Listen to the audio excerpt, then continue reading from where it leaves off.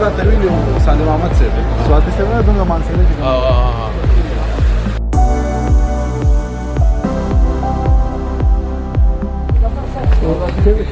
Perché